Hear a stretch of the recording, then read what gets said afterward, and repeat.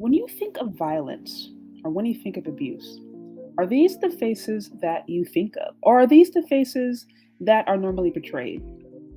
Honestly, I think more often than not, anytime we are hearing about violent scenarios or abusive scenarios, it's oftentimes usually portrayed as the men or the men's fault. And of course, we know that both men and women have the capacity to hurt each other, but more often than not, the narrative is generally that it is men doing the aggression, it is men doing the violence, things of that nature. I came across this story and was quite frankly disturbed and disgusted. Um, I think this is a classic example of weaponizing femininity, which is something that I've seen happen time and time again, but I don't think it really is talked about enough. And so this is why I wanted to bring up this scenario because it's incredibly disturbing, but I think that it speaks to a modern ideology or just a belief that modern women have today, and I think it's worth unpacking. So I'm going to play a little bit of this audio so you can get a sense of what's going on, and then we're going to get into it. Garvin County deputies say a woman and her friend were arrested for framing her husband for child porn. Fox 25's Sarah Smith is here in the studio to tell us how they got caught. Sarah. When the investigators say a woman was mad at her estranged husband, took screenshots of naked children with his phone, and then sent her friend to the cops. Documents show last month Lacey Husks asked her friend Angel Moore to help with a revenge plot against her soon-to-be ex-husband, Brandon Husks. This is kind of a crazy deal because there's a plot against a gentleman over custody of children. Deputies say Husks was upset because Brandon Husks may get custody of their kids. Officers say Husks used Brandon's old cell phone and took over 900 screenshots of child porn from the internet. People got together and thought, well, we'll just conspire to put him in jail and kind of get him out of the picture so that we could take our children. Documents say Moore went to the Wynnewood police with the phone to frame Brandon. She thought it was the right thing to do, and it ended up being the wrong thing to do. And so the other female, the one that actually came up with the idea, she's cooperative. She doesn't want to talk. Investigators say it didn't take long for the women's story to unravel. These two females came up with this idea and this plot to make this happen, and it backfired. And now they're the ones looking at some jail time. Both women are charged with conspiracy and false reports.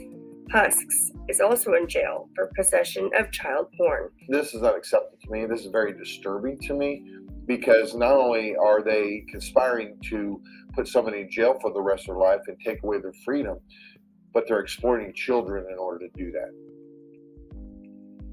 Moore is booked out of jail. Husks is still in jail on a $250,000 bond.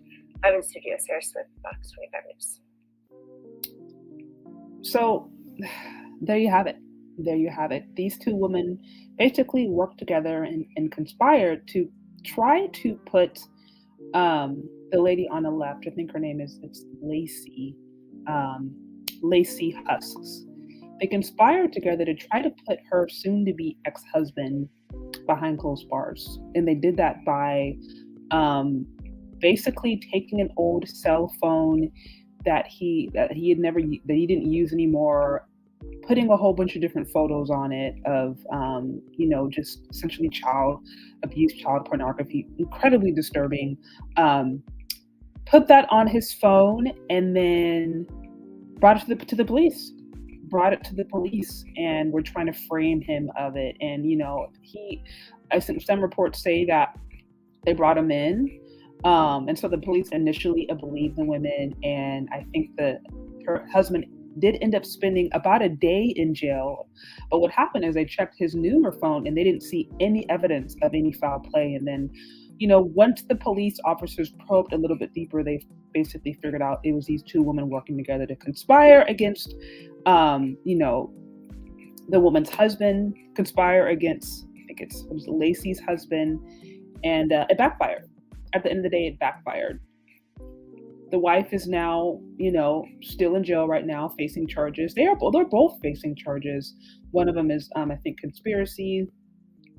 Another one is, possession of the child, pornography, and other things. So it backfired. Now, here's what I really want to talk about. Why did they think this was okay? What gave them the thought or the mindset to think that this was a good idea that could have been gotten away with? Now, so I mean, we can all speculate, but here's my thoughts and here's my belief about this. As I've said before, so often the conversation about violence and domestic abuse and just abuse period, it's usually framed from the female vantage point, meaning it's usually framed from the vantage point of the woman is the one being taken advantage of. And of course, we know there's plenty of scenarios where that does exist. But the problem with that framing is that it so often eliminates the scenarios where men are being taken advantage of, whether it's physically or whether it's psychological or where it's just pure manipulation. I think this is a prime example or a fact of, these women were not necessarily physically violent, at the very least in this scenario, but there is an extreme level of psychological manipulation and psychological violence. And that is just as detrimental. Think of the different times, different cases we've seen, even in the last few years, that people have come out and falsely accuse men of sexual abuse. I mean, there was a whole situation with Chris Brown. I mean, there's tons of scenarios where men have been locked up behind closed bars over false accusations. I mean, that happens probably more often than what we want to actually admit. So while there are certainly scenarios where there are women being taken advantage of, and that should be taken seriously, it also shouldn't be a scenario where women, I think, use that as a reason to try to profit or to try to use it as their own advantage or to try to weaponize their femininity. Because I think what happens is, because we live in a culture where the assumption is almost 9 times out of 10 that the man is the aggressor, sometimes women with ill intentions or with bad, evil intentions, they will use that as a way to try to take advantage. They'll use it, they'll weaponize their femininity in that scenario, maybe act as the victim, act as the one being taken advantage of, and women with bad motives can use that to try to get over on somebody. They said in this report, the thing that motivated them to do this was the very fact that she was afraid that he was going to get custody of the kids. Now she's facing jail time, and he's definitely going to have the custody of the kids based upon that. So it backfired. But again, I think the very fact that this was even a thought and this was even an assumption, I think some of this has to do with the culture that we live in. I think some of this has to do with the fact that we do see men, oftentimes men getting behind, bars, especially Black men or men of color, but, them serving time unjustly, sometimes them being falsely accused and serving time for things they didn't do. We see that, like, there are harsh punishments. There are harsh punishments for men in violence and men domestic violence. That's generally the case. Of course, there's always those scenarios where it's not always happening, but that's generally the case, that there are harsh punishment and very clear punishment for men who are caught with violence or domestic violence. But there is not really any punishment for women who lie about it, or for women who make stuff up. There's not, from my understanding, there's no really legal repercussions or strong repercussions for a woman who just blatantly lies about a man abusing her, or blatantly lies about a rape accusation or something like that. We've seen it plenty of times where women will come back later and be like, yeah, I lied about it. I lied about that. And they're walking away free today.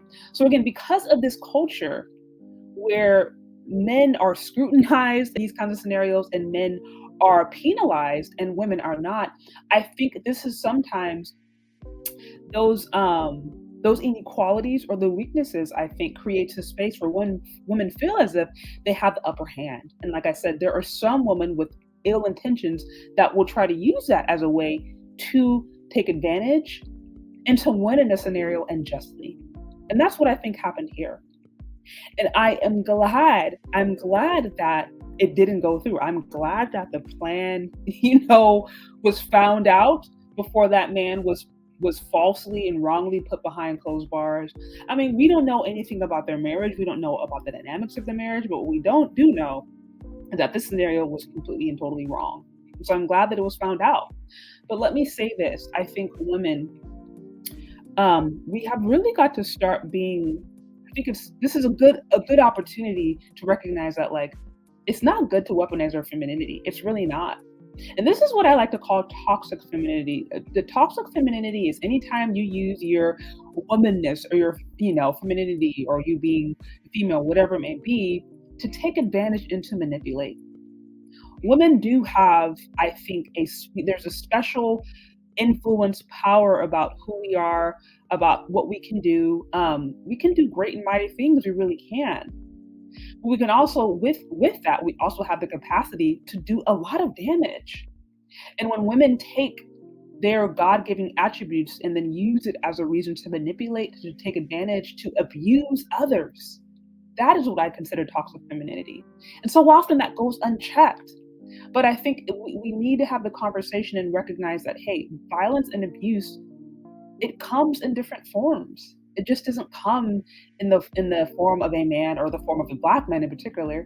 Here we have two pictures of two very white women who were incredibly violent, maybe not physically, but the acts that they did were incredibly emotionally manipulative. And that speaks to the fact that even women, yes, even women have the capacity to be incredibly manipulative and incredibly violent in their own capacity. And if that's not addressed, if it's not dealt with, if we don't call a spade and say, hey, we have to be more honest about these conversations, then you're going to have women weaponizing their femininity and thinking they can get away with it. And thank God they did not. And let this be a lesson to all women, that even if you're in a scenario where you feel like you're being taken advantage of, or it's unfair, or you don't like the results, that does not give you the right to go and try to manipulate the situation. It doesn't give you the right to do that, because that is evil and that is toxic, and no one deserves that. And like I said, that is abuse, whether it's physical, right? Or even if it's not physical, even if you don't have the strength of the man you're going up against, or the person you're going up against. If you are manipulating a scenario, trying to control, trying to manipulate things in your favor, and lying and cheating and stealing, whatever, that is abuse. And that's not good. And that is toxic. So guys, that's what I have in the scenario, but let me know what you think. I thought this was a pretty crazy story. I have linked the article to this in the description box if you want to check it out more or read it through. Let me know your thoughts. Thanks for listening, and we will talk later. Bye.